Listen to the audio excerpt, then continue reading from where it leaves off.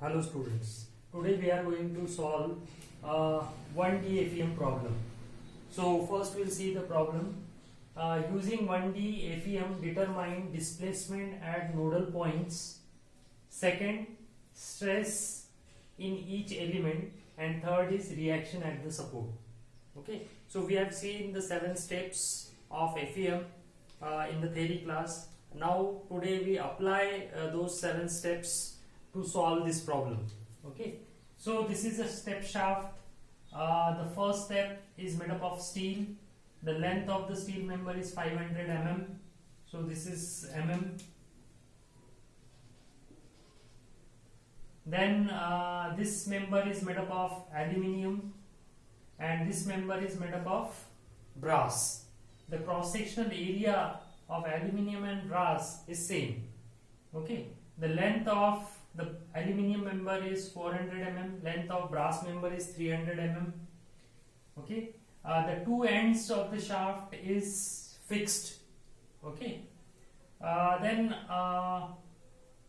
2 point loads. One point load at the junction of steel and aluminium is applied in positive x-axis direction, that is of 40 kilonewton, and another point load is applied at the junction of aluminium and brass in the negative x direction, that is of 10 kilonewton. Now these are the properties of aluminium, steel and brass. So A means area, cross-sectional area of the steel member is 200 mm, aluminium member is 350, brass member is 350. Now here we know that the cross-sectional area of aluminium and brass is same, that is why the cross-sectional area of aluminium and brass is given 350. Then E, that is Young's modulus. Young's modulus is given as 200 GPa of steel, and that of aluminium as 70 GPa, and that of brass is 83 GPa. So this much data is given. Now we have to solve this problem. Now first step is discretization.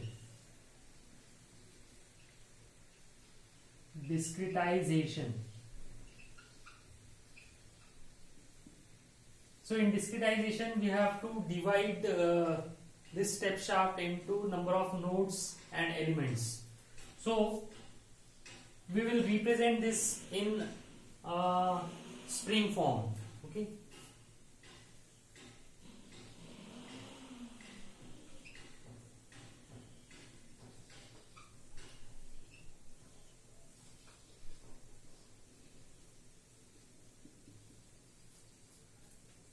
So this is node number 1, this is node number 2, this is node number 3, this is node number 4.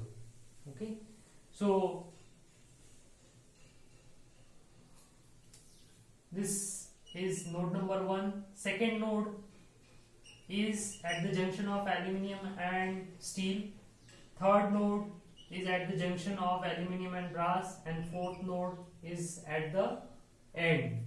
Okay, this is element number 1, this is element number 2, this is element number 3. So element number 1 means it starts from here to here. So the length of the element number 1 is 500 mm. Then this is the second element, that is of aluminium. So aluminium component is second element. The length of the second element is 400 mm, and the third element is actually a brass member whose length is 300 mm. Okay, then there are two forces acting at node number 2 and node number 3. So the forces at node number 2 is of 40 kilonewton, and at node number 3 in this direction it is of 10 kilonewton. Now we consider the displacement at node number 1 as x1 and force at node number 1 as F1. Similarly, displacement at node number 2 as x2, force at node number 2 as F2, this is x3, f3, and this is x4, f4.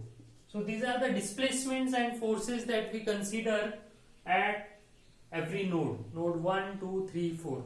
And since we are solving 1D FEM problem, that is why we are considering the displacement and force only in one direction, that is along x direction. Okay. Now this is discretization part.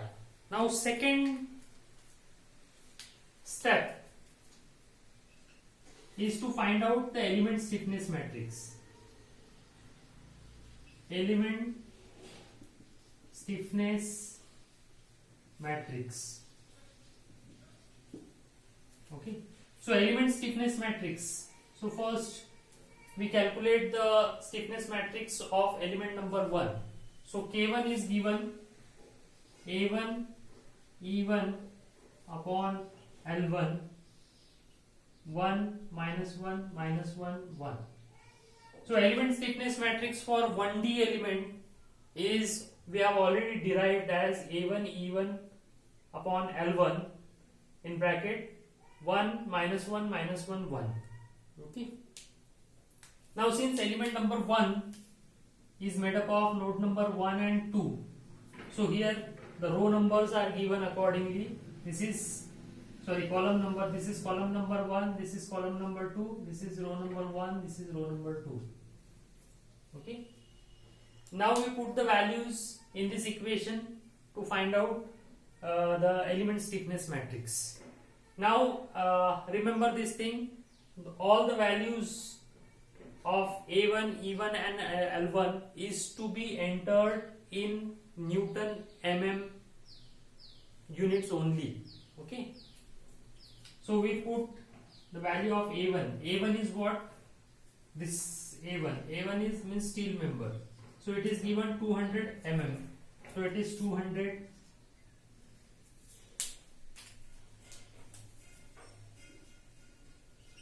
So 200 multiplied by E1. E1 is how much? It is 200 GPa. So 200 GPa means 200 into 10 to the power 3 MPa. And we know that MPa is nothing but Newton per mm square. Okay. So that means 200 GPa is nothing but 200 into 10 to the power 3 MPa, or 200 into 10 to the power 3 Newton per mm square. And we want the values in Newton mm. Okay. Any Newton per mm square. So we entered here 200 into 10 to the power 3 divided by L1. L1 is how much? The length of the first member is given 500. So 500 here 1 minus 1 minus 1 1. Okay. For node number 1 2 1 2. Because element number 1 is made up of node number 1 and 2. So if you solve it, then the answer comes out to be, so if you solve it, then answer comes out to be 80,000 1 minus 1 minus 1 1. That is for node number 1 2 1 2. So the answer of this multiplication comes out to be 80,000. So what we'll do, we keep 10 to the power 3 outside the matrix, and we bring this 80 inside the matrix. So it becomes 80 minus 80 minus 80 80. Okay. This is for node number 1 2 1 2. Okay. Same way we calculate the element stiffness matrix for second element. Okay. Now second element is made up of node number 2 and node number 3. So node number 2 and 3. So it will be K2 E2 upon L2, 1 minus 1 minus 1 1, and it is for node number 2 3 2 3. Okay. Now put the values here. A2 is how much? 350 mm square, multiply by E2 is given, that is Young's modulus for aluminium is 70 GPa, means 70 into 10 to the power 3, divide by length of the aluminium member is 400. This is 1 minus 1 minus 1 1 for node number 1 2 1 2. Okay. When you solve it, then the answer would be, we keep 10 to the power 3 common outside the matrix, because here also we have kept the 10 to the power 3 outside and the remaining term inside the matrix. So here same way we keep the 10 to the power 3 outside the matrix and the remaining term inside the matrix, so that is 61.25 minus 61.25 minus 61.25 61.25, and it is for node number 2 3 2 3. Okay, and in same way we calculate for K3. So if you calculate for K3, so it comes out to be 10 to the power 3 96.83 minus 96.83 minus 96.83 96.83. But here the node numbers, element number 3 is made up of node number 3 and 4. So here the row number, column number for this matrix would be 3 4 3 4. Okay. So the step number 2, element stiffness matrix, means stiffness matrix of each element is calculated in this step. So our step number 2 is finished. Okay. Now step number 3. So step number 3 is formation of a global stiffness matrix. Now we will form a global stiffness matrix.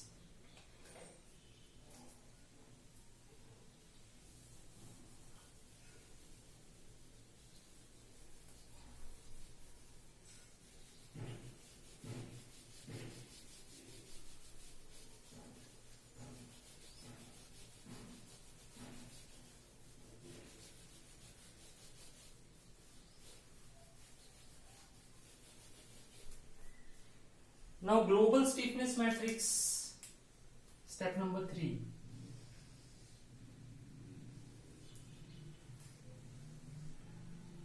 Third step, global stiffness matrix. Now global stiffness matrix Kg is given as K1 plus K2 plus K3. So we have to combine the element stiffness matrix together to form the global stiffness matrix. Now the size of the global stiffness matrix is equal to the number of nodes by number of nodes. So here how many number of nodes are there? 4. So the size of the global stiffness matrix will be 4 by 4. Okay. So it will be 1 2 3 4 1 2 3 4. Okay. So it will be 4 by 4 matrix, global stiffness matrix, because the number of nodes in this problem are 4. So that is why the size of the global stiffness matrix will be 4 by 4 matrix. Now we have the three element stiffness matrix, number 1, number 2, and this is number 3. So we have to combine, note this 1, 2 and 3 to form this matrix. Now column 1, row 1. So here you can see that column 1, row 1, there is only one value, that is of 80. You won't find column 1, row 1, column 1, row 1 in the other two matrix. So we'll write 80 here.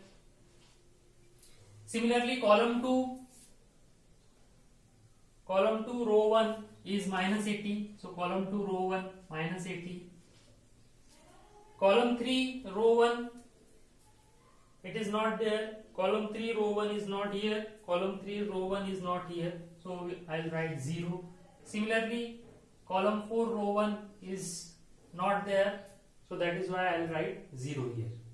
Now column 1, row 2. So column 1, row 2, there is minus 80. Now second is column 2, row 2. Now column 2, row 2 is 80 and column 2, row 2 is 61.25.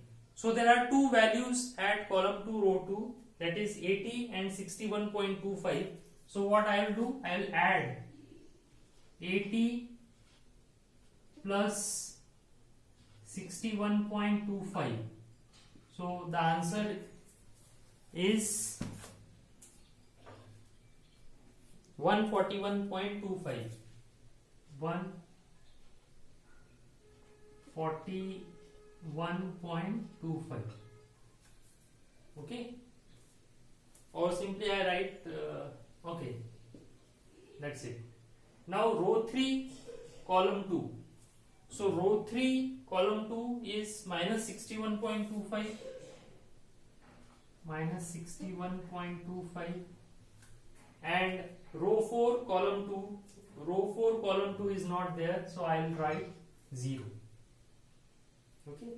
Similarly, row 1, column 3. So row 1, column 3 is not there, so I will write down 0 here. Row 2, column 3. Row 2, column 3 is minus 61.25, and row 3. So row 3, there are two values here, 61.25 and 96.83. So I will add both these values, 61.25 and 96.83. So that comes out to be 158.25.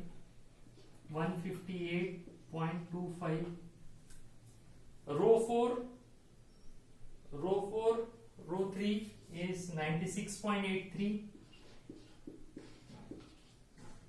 So this is 0, minus, this is minus 96.83, and last is 96.83. So in this way we have combined all the three matrices to form the global stiffness matrix. So here giving the row number, column number for each element matrix is very important, because through these numbering only we can assemble the three matrices to form the global stiffness matrix. If you have given the row number, column number wrong in element stiffness matrix, then it becomes very difficult to assemble at the time of formation of global stiffness matrix. Okay. Now step number 4. So I erase it.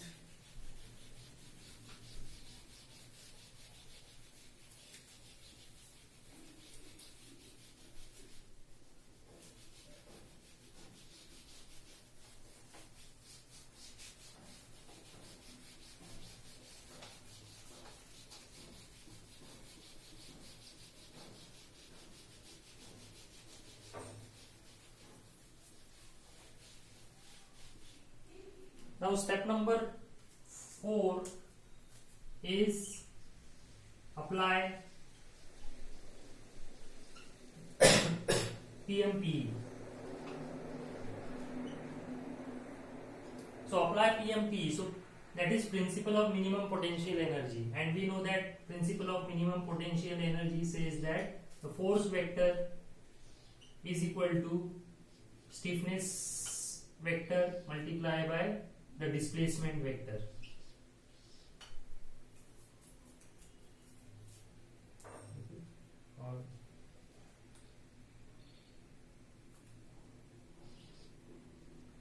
So this is displacement vector. So force vector. So force vector is F1, F2, F3, F4. Now here we have forgot that 10 to the power 3 is common in all the 3 element stiffness matrix. So here 10 to the power 3 is common in this global stiffness matrix as well. So global stiffness matrix here, the global force matrix equal to global stiffness matrix multiplied by global displacement matrix. So global stiffness matrix is 10 to the power 3. So 80 minus 80, 0, 0, minus 80, 141.25, minus 61.25, 0, 0, minus 61.25, 158.25, minus 96.83, 0, 0, minus 96.83 and 96.83. And global displacement matrix means it is U1, U2, U3, U4. So these U1, U2, U3, U4 are nothing but the displacement that we consider at each and every node. So here instead of using x1 we use u1, u2, u3 and u4. Okay. So this is the application of PMP. Now there are two forces which are applied at node number 2 and node number 3. So at node number 2 the force is 40 kilonewton in positive x direction. At node number 2 the force is 40 kilonewton. So 40 Newton. So 10 to the power 3 ये bracket के बाहर लिखते हैं. Okay. So 40 Newton. So 40 into 10 to the power 3 Newton at node number 2, and another one is 10 kilonewton at node number 3. So at F3 write down 10 to the power 3 bracket के बाहर common है तो ये इसके लिए भी आ जाता है. Okay. So these are the two loading conditions that we have applied. Now we apply the boundary conditions. Means here you can see that node number 1 and node number 4 is what? It is fixed. That means no displacement, no forces and no displacements are allowed at node number 1 and 4 because they are fixed. So what we'll do? We will cancel out the row 1 column 1 and row 4 column 4 from this matrix. So cancel out this entire row 1 column 1 and row 4 column 4. Understand? Because node number 1 and node number 4 are fixed. So that is why. So cancel out row number 1, column number 1, row number 4, column number 4 from this arrangement. So what is left in this matrix? It is 10 to the power 3, sorry. Here the 10 kilonewton is acting in negative x direction, so that is why here minus sign will be there. Okay, so 40 minus 10 is equal to 141.25 minus 61.25 minus 61.25 158.25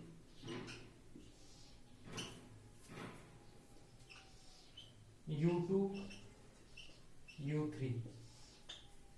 Okay, if you open this 10 to the power 3, so this 10 to the power 3 will get cancelled.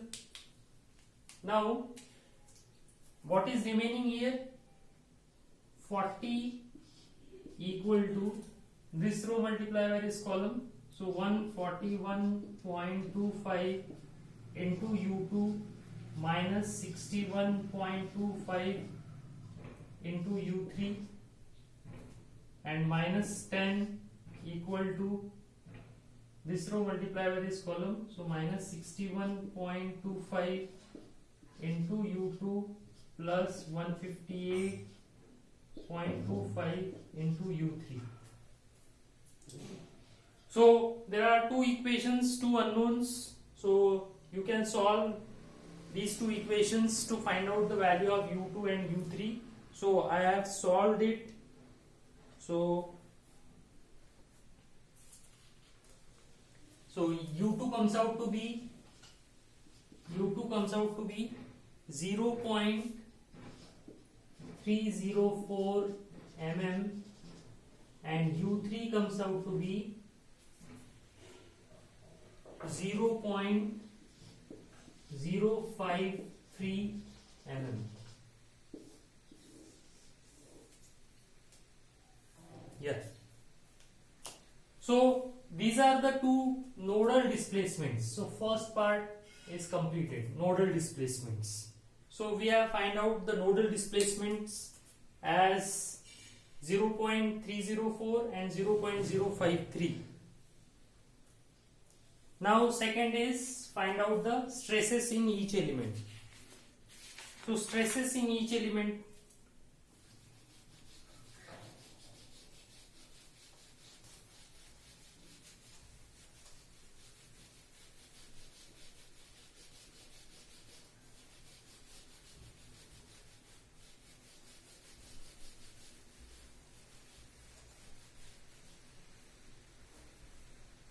So sigma 1 stresses in element number 1 is given as force upon area, and force is nothing but stiffness K1 into U2 minus U1